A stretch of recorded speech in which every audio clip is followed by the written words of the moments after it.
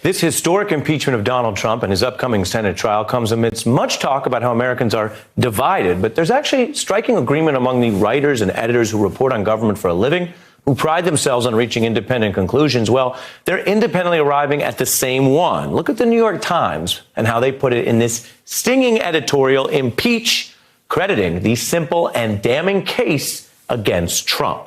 Or take the newspaper that launched the modern tradition of investigative journalism in Watergate, the Washington Post, now endorsing the impeachment of President Trump. And this historic full-page editorial noting his obstruction poses a serious threat to U.S. democracy. It's a departure from the last impeachment in our history, where newspapers often condemned Clinton's personal conduct, but largely opposed the Republican push for impeachment as legally unwarranted. Today, several newspapers emphasize they shifted against Trump with reluctance, and only recently, as the Ukraine developments tipped the scale.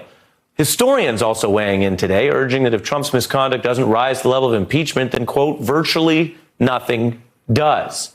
Now, there are exceptions. The Wall Street Journal, a conservative editorial page in the same corporate family as Fox News, opposes the impeachment case this time right now as, quote, weak. But they're an outlier. The Daily News, meanwhile, says instead of one smoking gun, there is acrid black stuff rising from the White House. The Philadelphia Inquirer, meanwhile, labeling Trump a threat to the national security of the country, or the Orlando Sentinel confronting its own readers with this interesting challenge, saying basically only the most cynical partisan could minimize the public evidence against Trump. So should Americans care about these editorial judgments on impeachment eve? We turn to a journalist who knows his way around these debates, Pulitzer Prize-winning New York Times columnist and author Thomas Friedman, making his debut on The Beat. Thanks for being here. Ari, great to be here with you. What does it say to Americans, and should it matter that so many editors and leaders in journalism are taking this position? Ari, I think it really comes down to the fact that there are just two core, simple issues here. One is if we let a president use congressionally appropriated defense funds for Ukraine in order to intimidate the president of that country to take out his rival in the next election.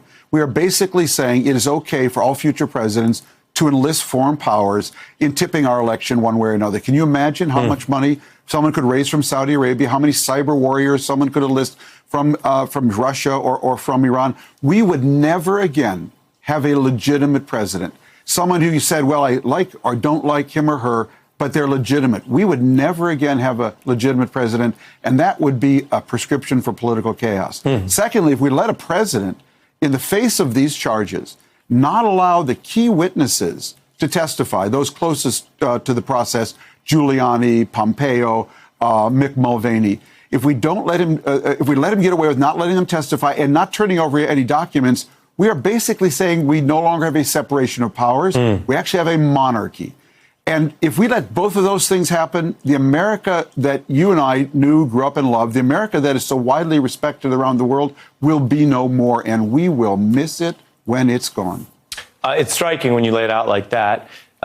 You've covered many presidents. You've been around the world. You're a high-level guy, Tom, if you don't mind me saying.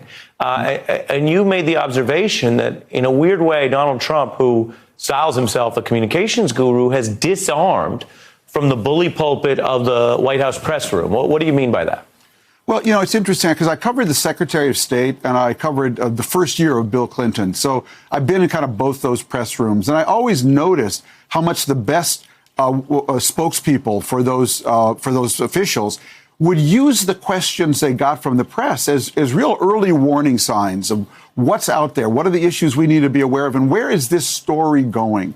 The fact that Trump has not allowed a White House briefing since, I don't know, 9 months, 12 months, I don't even know how long it's been anymore. The fact that his spokesman only goes on Fox News, the fact that he only goes on Fox News, they've been in such a bubble that I think, A, they don't realize the danger that they are in. They don't realize how serious this is viewed by the country. They don't realize how had Trump early on said, hey, I made a mistake. I really, went a little bit too far. Had he accepted censure, and that was what the Democrats would have much preferred, I think, he could have gotten away with censure and not impeachment.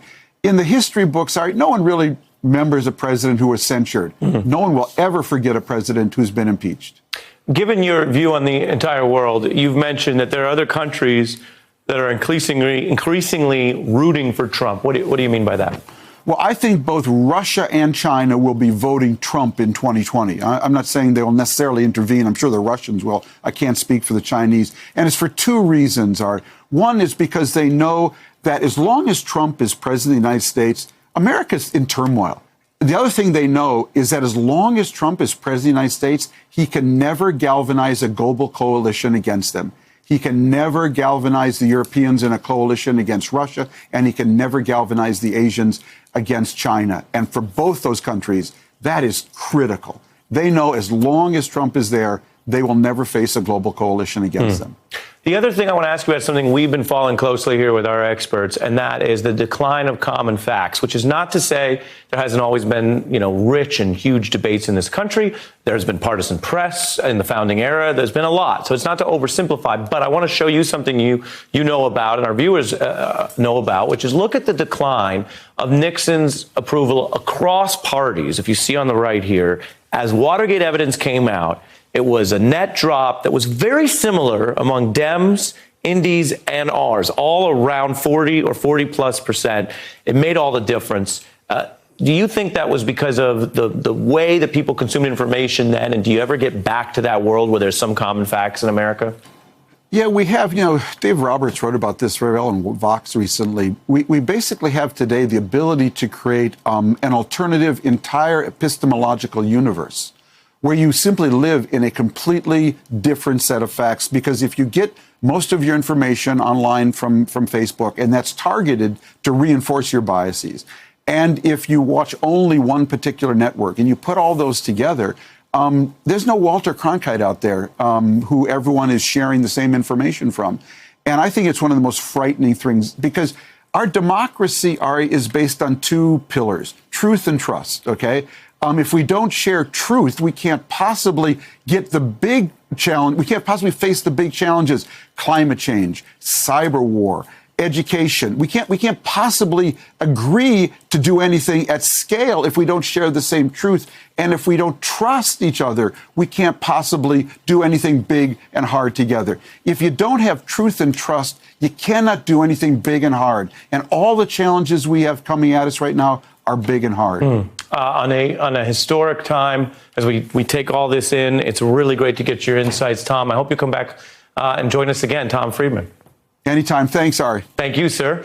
Hey, I'm Ari Melber from MSNBC. You can see more of our videos right here, or better yet, subscribe to our YouTube channel below. You could have been anywhere in the world, but you're here with us, and we appreciate that.